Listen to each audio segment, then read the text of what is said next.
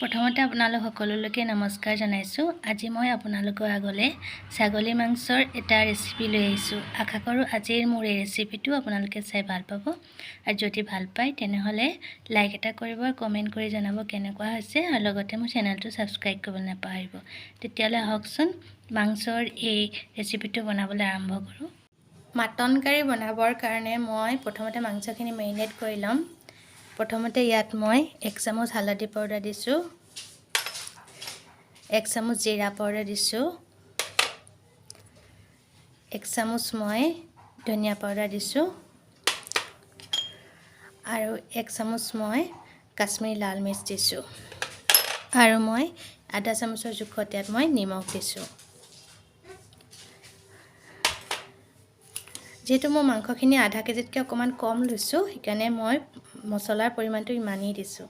আৰু ইয়াত মই অকণমান সৰিয়হৰ তেল দি দিছোঁ।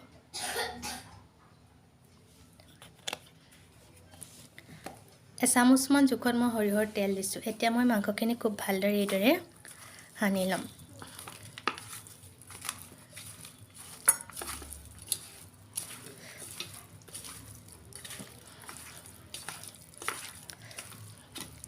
এইদৰে খুব ভালদৰে সানি লোৱাৰ পিছত মাংসখিনি মই 10-15 মিনিটমানৰ কাৰণে ঢাক মাৰি থৈ দিম।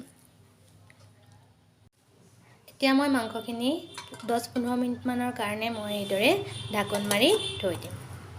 এতিয়া মই বাকী যিখিনি প্ৰয়োজনীয় সামগ্ৰী লাগিব সেইখিনি মই ৰেডি কৰি লৈছোঁ। এতিয়া মই এই কেৰাহীত তেল লৈ লৈছোঁ।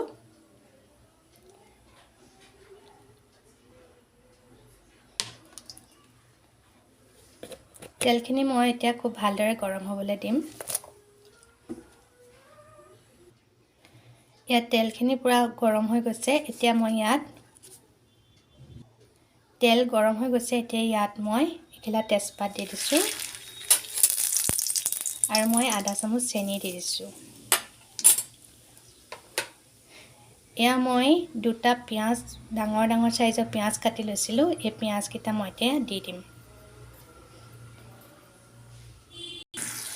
এতিয়া পিঁয়াজখিনি মই ৰঙচুৱা হোৱাকৈ ভাজি ল'ম।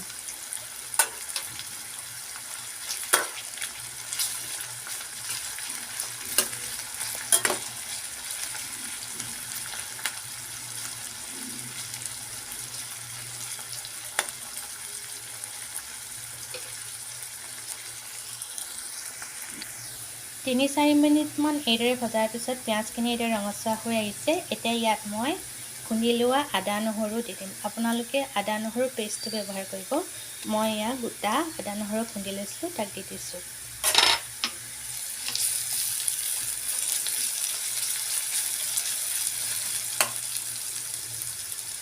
আৰু মই ইয়াত দুটা কেঁচা জলকীয়া দি দিছোঁ।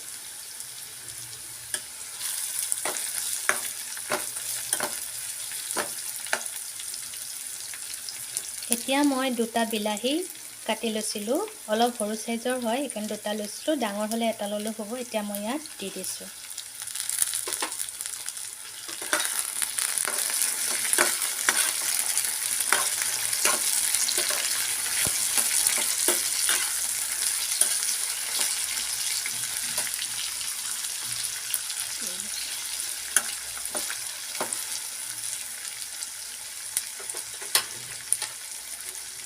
এতিয়া মই ইয়াত হালধি দিছোঁ। হালধি যিহেতু মই মেৰিনেট কৰোঁতে দিছিলোঁ 1 চামুচ, এতিয়া মই ইয়াত আধা চামুচৰ জোখত দিছোঁ।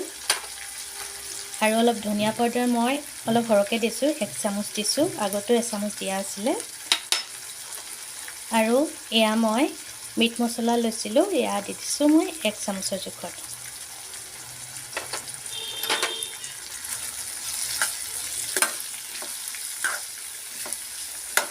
এতিয়া খুব ভালদৰে মই এইদৰে লৰাই ল'ম, আৰু 5 মিনিটমানৰ কাৰণে মই ঢাক মাৰি থৈ দিম।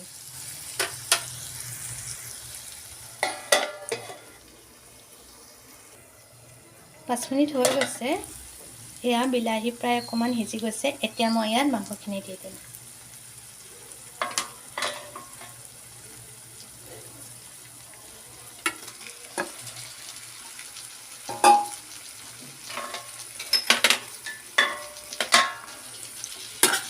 আৰু খুব ভালদৰে মই এইদৰে লৰাই ল'ম। মই এই মাংসত আলু দিম। আলুখিনি মই এতিয়া নিদিওঁ, যিহেতুকে মই প্ৰেছাৰ কুকাৰত বনাম। পিছত মই আলু ইয়াত দিম।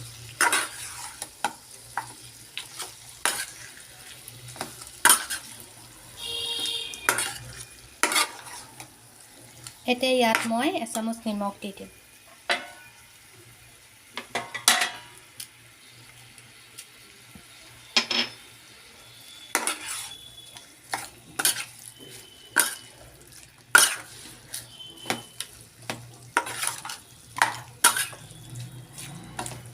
আৰু আকৌ মই 5 মিনিটমানৰ কাৰণে ঢাক মাৰি অকণমান সিজিবৰ কাৰণে দিম।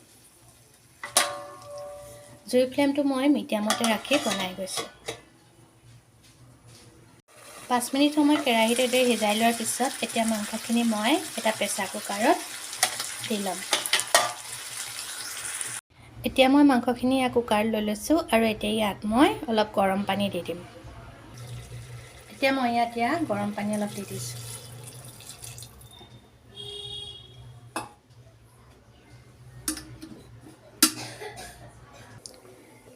এতিয়া মই ইয়াত অকণমান জালুক দি দিছোঁ, আধা চামুচৰ জোখত। আৰু যিহেতুকে ছাগলী মাংস সিজিবলৈ অকণমান টাইম লাগে, সেইকাৰণে 6-7টা হুইচেল মই মাৰিবলৈ দিম।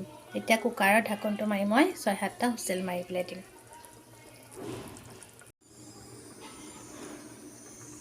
6-7টা হুইচেল মৰা হৈ গৈছে। এতিয়া মই মাংসত আলু দি দিম। এতিয়া মই মাংসত আলু দি দিম। মই 2টা আলু লৈছিলোঁ আৰু এইদৰে টুকুৰা টুকুৰকৈ কাটি লৈছোঁ। এতিয়া মই ইয়াত দি দিছোঁ।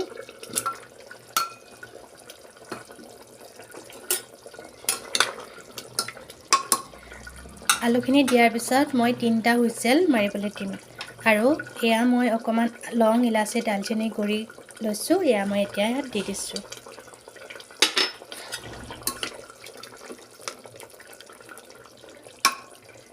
তিনিটা হুইচেল মৰাৰ পিছত মই জুইৰ ফ্লেমটো অফ কৰিম আৰু মাংসখিনি ৰেডি হৈ যাব। এই দেখিছেনে, মাংসখিনি ৰেডি হৈ গৈছে আৰু দেখিবলৈ কিমান ধুনীয়া হৈছে। আশা কৰোঁ আজিৰ মোৰ এই ভিডিঅ'টো আপোনালোকে চাই ভাল পাব। আৰু যদি ভাল পায় তেনেহ'লে লাইক এটা কৰিব আৰু কমেণ্ট কৰি জনাব কেনেকুৱা হৈছে।